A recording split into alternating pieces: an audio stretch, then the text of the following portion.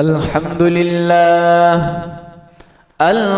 لله الذي جعل الشمس والقمر بحسبان والنجم والشجر يسجدان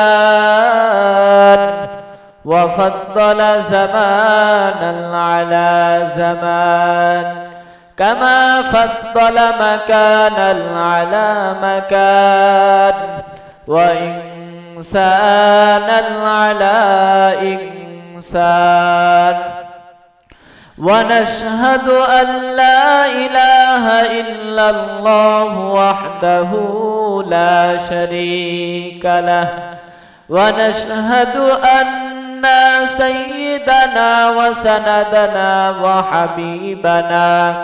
وحبيب طبيبنا وقلوبنا ومولانا محمدا عبده ورسوله الذي أرسله الله تعالى بالحق بشيرا ونذيرا وداعيا إلى الله بإذنه وسراجا وقمرا منيرا أما بعد فأعوذ بالله من الشيطان الرجيم بسم الله الرحمن الرحيم يا أيها الذين آمنوا إذا نودي للصلاة من يوم الجمعة فاسعوا إلى ذكر الله وذروا البيع ذلكم خير لكم إن كنتم تعلمون أو كما قال رسول الله صلى الله عليه وسلم إن صلاتي ونسكي ومحياي ومماتي لله رب العالمين ও মুসলমান ইমানদার আল্লাহর গোলাম আল্লাহ তাআলা বলেন বান্দার চলাফেরা খাওয়া দাওয়া বান্দার উঠা বসা সব হবে আমি আল্লাহর জন্য এবং আমার রাসূলের তরিকায় আমরা কুরবানি দিব কুরবানির উদ্দেশ্য কুরবানির নিয়ম কানুন সব হবে আল্লাহ এবং আল্লাহর রাসূলের তরিকায়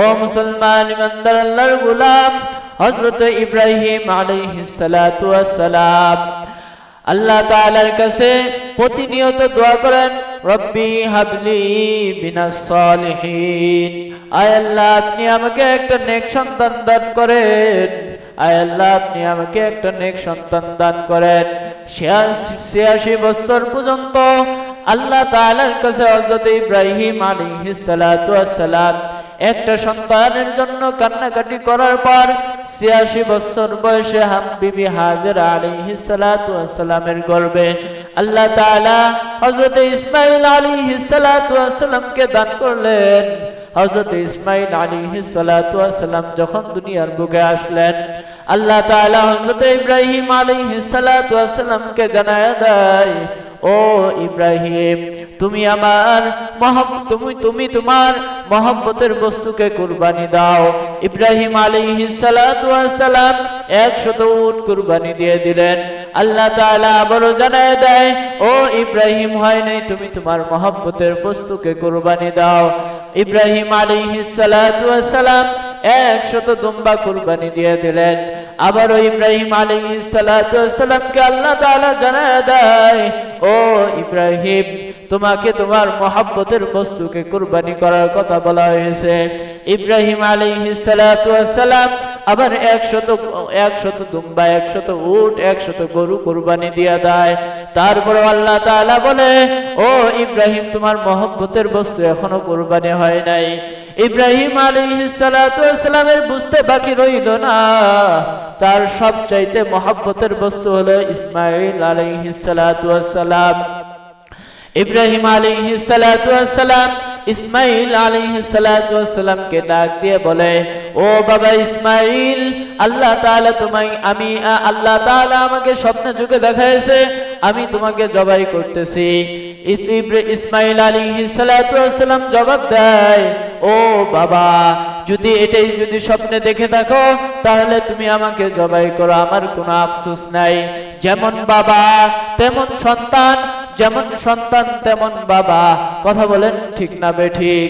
ও মুসলমান ইমানদার আল্লাহর গোলাম, ইব্রাহিম আলাইহিস সালাতু ওয়াস সালাম ইসমাঈল আলাইহিস সালাতু ওয়াস সালামকে সুন্দর করে সাজায়া গুছায়া মাঠের মধ্যে নিয়ে গেলেন তাকে জবাই করার জন্য, কুরবানি দেওয়ার জন্য।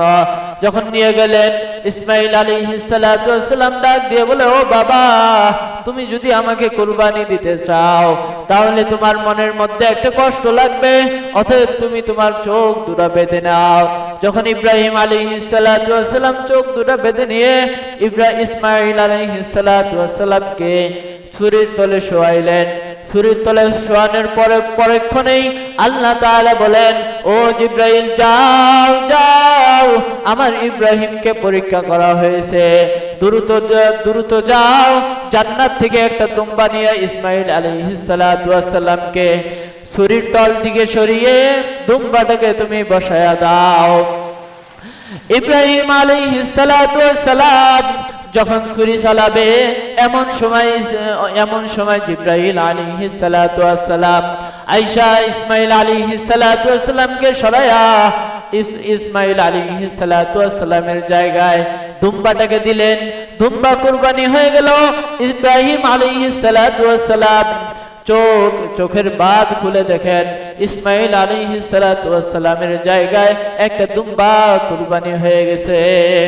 ইব্রাহিম আলাইহিস সালাতু ওয়াস সালামকে আল্লাহ তাআলা জানায়া দেয়, ও ইব্রাহিম, মূলত তোমাকে আমি পরীক্ষা করলাম, তুমি শুধু আমাকে মন থেকে ভালোবাসো নাকি আমার চাইতে তোমার সন্তানকে বেশি ভালোবাসো, এটাই পরীক্ষা করার জন্য আমি তোমার মহব্বতের বস্তুকে কুরবানি করতে বলেছি। ও ইব্রাহিম, আমার বুঝতে বাকি রইল না, তুমি তোমার মহব্বতের বস্তু ইসমাঈল আলাইহিস সালাতু ওয়াস সালামের চাইতেও আমাকে বেশি ভালোবাসো। ও ইব্রাহিম, শুনিয়া রাখো, এরপরে যত উম্মত আসবে সমস্ত উম্মতের জন্য কুরবানি করা আমি ওয়াজিব করে দিয়ে দিলাম। বলেন সুবহানাল্লাহ। ও সেই সময় থেকে আজ পর্যন্ত কুরবানির বিধান চলে আসতেছে। ও মুসলমান, এটা দ্বারা বোঝা যায় যে কুরবানি করতে গেলে আল্লাহর জন্য করতে হবে। আল্লাহ রাসূল সাল্লাল্লাহু আলাইহি ওয়াসাল্লাম বলেন, ইন্না সালাতি ওয়া নুসুকি ওয়া মাহইয়ায়া ওয়া মামাতি লিল্লাহি রাব্বিল আলামিন। তোমার নামাজ, তোমার রোজা, তোমার বেঁচে থাকা, তোমার হায়াত, তোমার মউত সব কুরবানি করতে হবে আল্লাহর জন্য। ও মুসলমান, আজকের সমাজের মধ্যে অনেকে বড় গরু কুরবানি দেয়, অনেকে ছোট গরু কুরবানি দেয়, অনেকে বড় গরু কুরবানি দেয়, তারা মানুষকে অহংকারী দেখায়, আমি অনেক বড় গরু জবাই করেছি। যদি মানুষকে দেখানোর উদ্দেশ্যে তারা কুরবানি দেয়, খোদার কসম কখনো তাদের কুরবানি হবে না। কুরবানি করতে হবে একমাত্র আল্লাহর জন্য। আল্লাহ তাআলা বললেন, আমি কুরবানির গোশত এবং কুরবানির কুরবানির গোশত আমার আল্লাহর দরবারে পৌঁছে না, আমার কাছে পৌঁছে শুধু বান্দার মন, বান্দার দিলের ইয়াকিন, বান্দার তাকওয়া, সে কার জন্য কুরবানি করতেছে। ও মুসলমান ইমানদার আল্লাহর গোলাম, আপনারা যদি সহিহ শুদ্ধভাবে কুরবানি করতে চান তাহলে একমাত্র কুরবানি করতে হবে আল্লাহর জন্য। যদি লোক দেখানোর জন্য কুরবানি করেন, যদি মানুষকে দেখানোর জন্য, মানুষ ভালো বলবে, মানুষ বলবে অমুক হাজী সাহেব এত বড় গরু কুরবানি দিছে, যদি এরকম মারহাবা পাওয়ার আশায় কুরবানি দিয়ে থাকেন, আল্লাহর কসম আপনার কুরবানি হবে না, আপনার কুরবানি বাতিল। ও মুসলমান ইমানদার আল্লাহর গোলাম, কুরবানি যে দিবেন, কুরবানির পশুটাও যেন একদম ক্লিয়ার, কোনো ধরনের খুঁত না থাকে, এরকম পশু থেকে ক্রয় করবেন।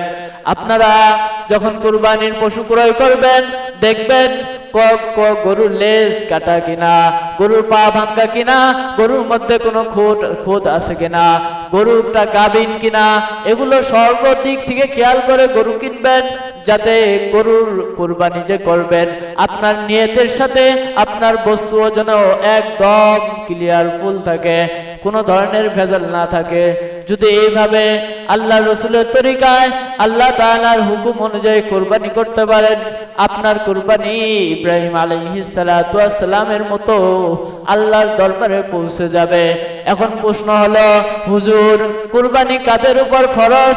আল্লাহ তাআলা জানায় দেন, সাহেবে নিসাব, যাদের সাহেবে নিসাব পরিমাণ মাল আছে, 3 মাস অথবা 4 মাস অথবা 1 মাস খাওয়ার পরিমাণ খাদ্য ঘরের মধ্যে সরবরাহ আছে, খাওয়ার পরেও যে কুরবানি দেওয়ার মতন এরকম সমর্থন আছে, এরকম টাকা ঘরের মধ্যে এক্সেস জমা আছে, যদি ঋণ না থাকে আপনার উপর কুরবানি দেওয়া ওয়াজিব।